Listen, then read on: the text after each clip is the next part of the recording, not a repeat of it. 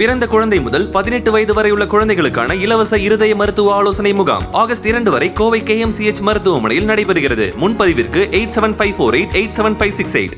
தமிழ்நாடு முதலமைச்சர் அவர்களால் நலம் காக்கும் ஸ்டாலின் திட்டம் இன்றைக்கு துவக்கி வைக்கப்பட்டிருக்கிறது. இந்த 4.5 ஆண்டு காலத்தில் பல்வேறு திட்டங்கள் ஒவ்வொரு தனி நபரையும் போய் அடைகிற அளவிற்கு அவர் செய்திருந்தாலும் இன்றைக்கு செய்திருக்கிற இந்த பணி என்பது மிக மிக முக்கியமான ஒரு திட்டமாக பார்க்கப்படுகிறது. காரணம், நம்முடைய தமிழ்நாட்டை பொறுத்தவரை போதிய அளவுக்கு மருத்துவமனைகள், ஆரம்ப சுகாதார நிலையங்கள், மருத்துவர்கள், செவிலியர்கள் அனைத்து இருந்தாலும் கூட பல இடங்களிலே பொதுமக்கள் உரிய நேரத்திலே வந்து தங்களை கவனித்துக் கொள்கிற அந்த மனநிலை இல்லாமல் இருக்கிற காரணத்தால் சில பிரச்சனைகள் ஏற்படுவதை நாம் பார்த்திருக்கிறோம்.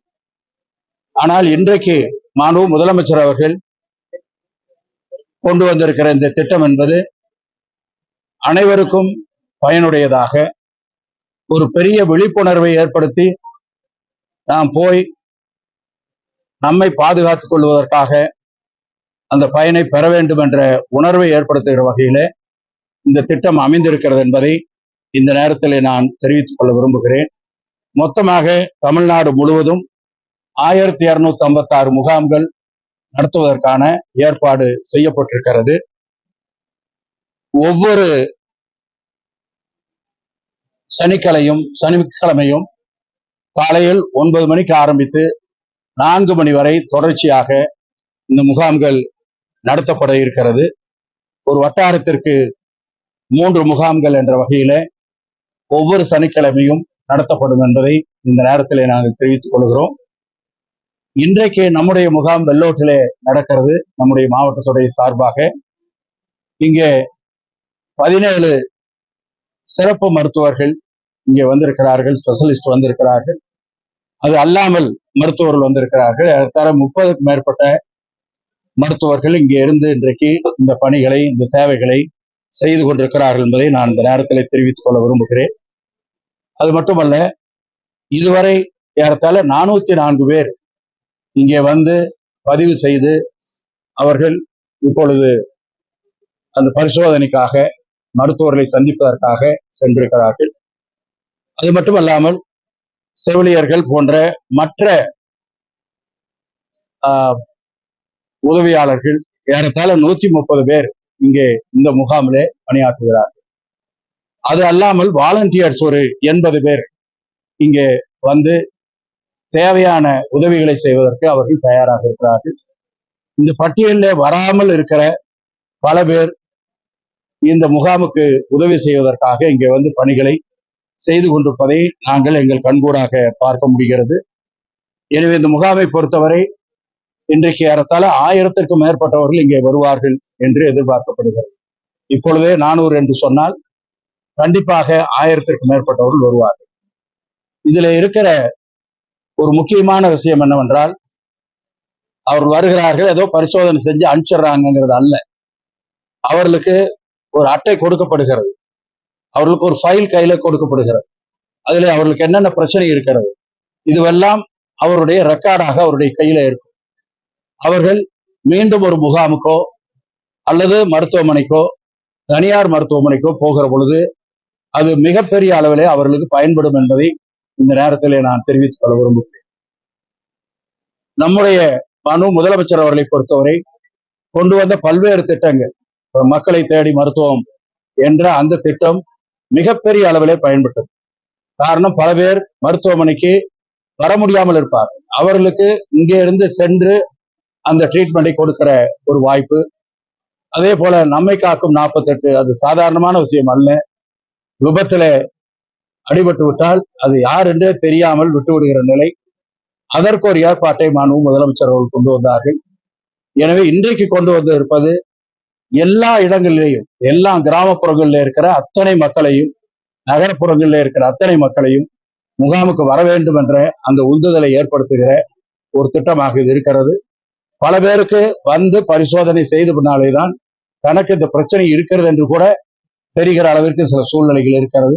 எனவே அவர்களுக்கெல்லாம் இது பெரிய அளவிலே பயன்படும் என்பதை இந்த நேரத்திலே நான் தெரிவித்துக் கொள்ள விரும்புகிறேன். நம்முடைய மாவட்டத்திலே மட்டும் 45 முகாம்கள் நடத்துவதற்கான திட்டமிடப்பட்டிருக்கிறது. ஒவ்வொரு சனிக்கிழமையும் நடத்த வேண்டும் என்றுதான் திட்டம் இருக்கிறது. அவசியம் ஏற்பட்டால் எதிர்காலத்திலே வேறு நாளிலேயும் நடத்துவதற்கான ஏற்பாடு செய்வதற்கு மாவட்ட ஆட்சித்தலைவர் அவர்கள் நடவடிக்கை எடுத்திருக்கிறார்கள். காரணம், இதுல மருத்துவர்கள் தேவை, அது ஸ்பெஷலிஸ்ட் தேவை. எனவே பிரித்து பல இடங்களிலே போட்டால் அது ஒரு கான்சன்ட்ரேஷன் இல்லாமல் போய்விடும். எல்லா ஸ்பெஷலிஸ்டும் அங்கே இல்லாமல் போய்விடுவார்கள் என்ற காரணத்தால் தான் இந்த மாதிரியான ஒரு திட்டத்தை கொண்டு வந்திருக்கிறார்கள்.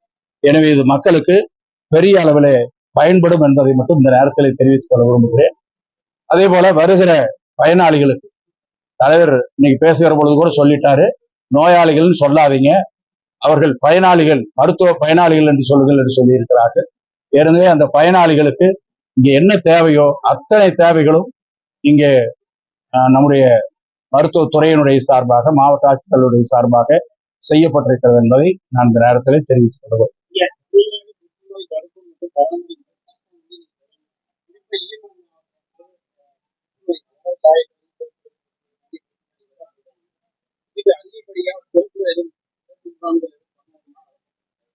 இல்ல, ஏற்கனவே அதுக்காக மருத்துவமனை, இப்ப நம்ம வந்து ஐஆர்டி மெடிக்கல் காலேஜ் போனாக்கா அங்க வந்து அதற்கான வாய்ப்பு இருக்கு.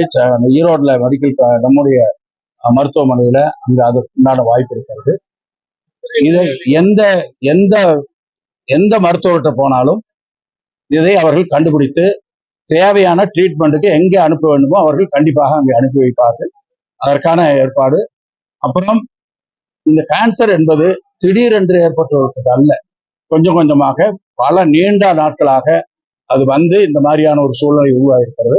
அதை தடுப்பதற்கும் எதிர்காலத்திலே அந்த மாதிரியான நோய் வராமல் தடுப்பதற்கு என்னென்ன நடவடிக்கை எடுக்க வேண்டுமோ அதை அரசாங்கம் எடுப்பதற்கான ஏற்பாட்டை செய்து கொண்டிருக்கிறது என்பதை தெரிவிக்கும்.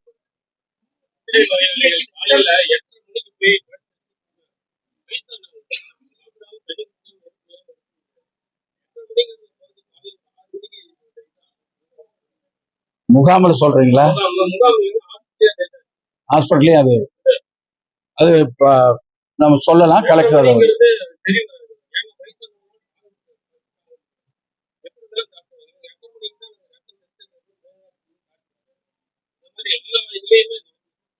அது அது பார்த்து சொல்லலாம், அது என்னன்னு பார்த்து.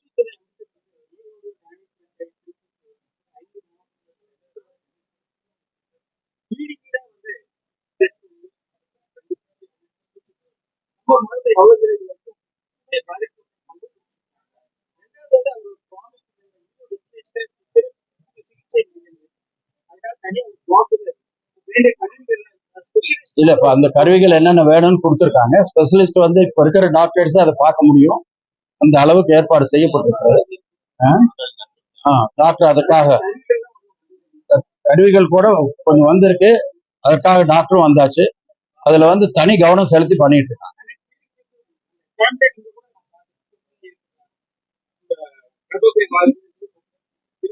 அது அந்த ஐடென்டிஃபை பண்ணி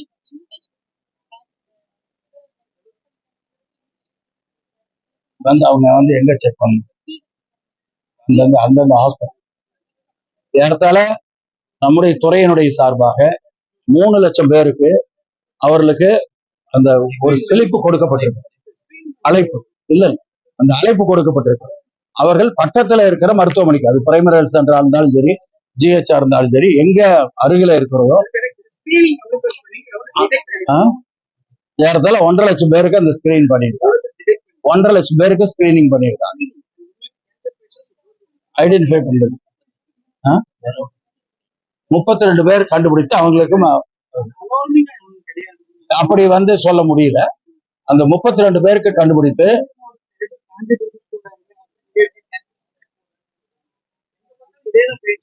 இல்ல, நாம வந்து அவங்கள அழைச்சு நீங்க வந்து செக் பண்ணிக்கங்கன்னு சொல்றோம். அந்த மாதிரி 30 ஸ்கிரீன் பண்ணதுல 32 பேர் ஐடென்டிஃபை பண்ணியிருக்காங்க. அந்த 32 பேருக்கு ட்ரீட்மெண்ட் நடந்துகிட்டு இருக்குது. வேற யாராச்சும் இதுக்குள்ள வராம வெளியில போறவங்க இருக்கலாம். இருக்கு இருக்குங்கிறது அந்த மாதிரி இல்லை. ஆனா வந்து அவ்வளவு அசால்ட்டாவும் நம்ம விட்டுறக்கூடாது. அது வந்து நிறைய சொல்றாங்க. அதனாலதான் இந்த ஸ்கிரீனிங் டெஸ்ட் அது இதெல்லாம் பண்றாங்க. இப்ப இந்த கேம்ப்ல கூட நமக்கு அது தெரிய வரும். அதனால அதுக்கான நடவடிக்கை தொடர்ந்து.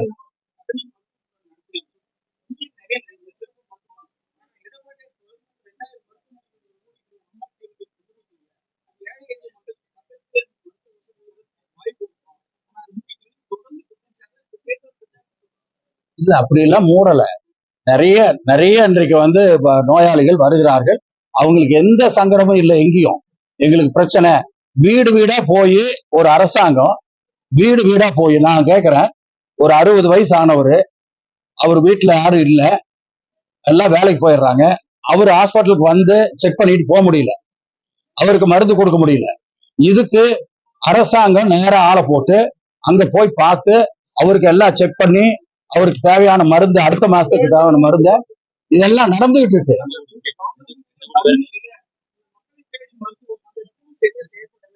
அதெல்லாம் தவறு.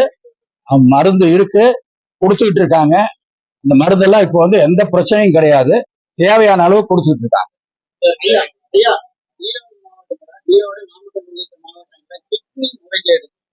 தனியார் மருத்துவமனை மீது நடவடிக்கை எடுக்க தகவல் வந்து தெரியும். இது சம்பந்தமான உடல் நடவடிக்கை மற்ற விஷயங்கள் ஏதாவது இல்ல. அது வந்து சில இடங்கள்ல அப்படி நடந்துருது. 1, 2ங்கிறதுனால மொத்த மாவட்டமும் அப்படித்தான். எங்கேயாச்சும் ஒரு இடத்துல தவறு நடக்கிறதுனால மொத்தமும் மருத்துவர்கள் அப்படித்தான் அப்படின்னு நம்ம எடுத்துக்கூடாது. அது வந்து எங்கேயாச்சும் 1, 2 இடத்துல நடக்குது, அது உடனே நடவடிக்கை எடுக்கிறாங்க. அதை நடவடிக்கை எடுக்கிறது யாரு? அரசாங்கம் தான். அவங்கதான் கண்டுபிடிக்கிறாங்க, அவங்கதான் நடவடிக்கை எடுக்கிறாங்க.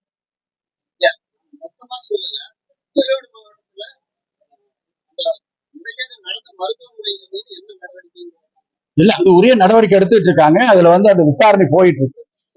அப்புறம் இப்ப வந்து இங்க இது வந்து மருத்துவ முகாமாக இருந்தாலும் கூட மாற்றுத்திறனாளிகளுக்கு அடையாள அட்டை இங்க கொடுக்கப்படுகிறது. அதே போல ஆதார் அடையாள அட்டை இங்கே கொடுக்கப்படுகிறது தேவையானவங்களுக்கு. அப்புறம் வந்து மருத்துவ காப்பீடு அட்டை, முதல்வரின் மருத்துவ காப்பீடு அட்டை கொடுக்கப்படுகிறது. அப்புறம் வருமானம், அதற்கான சான்றிதழ், இருப்பிட சான்றிதழ், இதெல்லாமே இங்க கொடுக்குறாங்க. அதனால இது வந்து ஒரு மருத்துவம் சார்ந்த மட்டும் இல்ல, இந்த மாதிரி பிரச்சனைகளோடு வர்ற அந்த மருத்துவ சேவைக்காக வந்திருக்கிறவர்களுக்கும் இது கொடுப்பதற்கான ஏற்பாடு செய்யும்.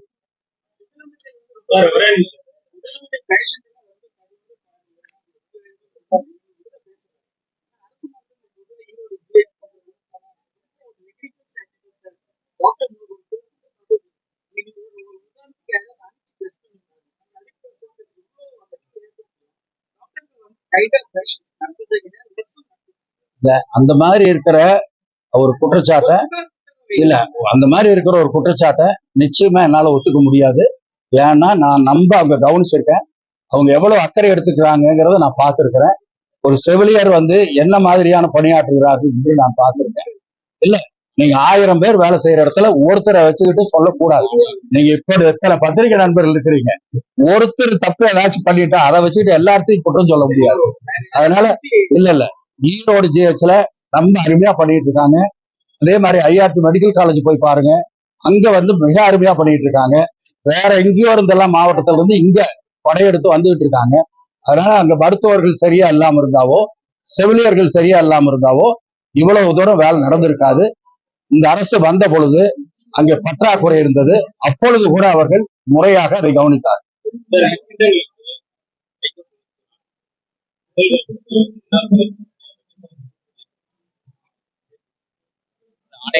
அது வந்து முழுசா இன்னும் வந்து நமக்கு அந்த ஆர்டர் வரல. வந்த பின்னாடி ஒரு நீதிமன்றம் ஏதாவது உத்தரவு போட்டதுன்னா அந்த நீதிமன்ற உத்தரவை அரசாங்கம் கடைபிடிப்பது என்பது தவிர்க்க முடியாத ஒன்று. அது என்ன உத்தரவு வருகிறது என்பதை பார்த்து சொல்றோம். அவங்க ஏற்கனவே சொல்லியிருக்காங்க, உச்ச நீதிமன்றம் ஒரு உத்தரவு போட்டிருக்கிறது, அதை ஃபாலோ பண்ணுங்கன்னு சொல்லிருக்காங்க. அந்த உத்தரவு என்ன என்பதை எடுத்து பார்க்கணும். ஏன்னா வந்து அவரு தளபதி ஸ்டாலினுடைய படம் போடலைனாலும் அவர் தான் முதலமைச்சருங்கிறது குழந்தைகள் இருந்து அத்தனை பேருக்கும் தெரியும்.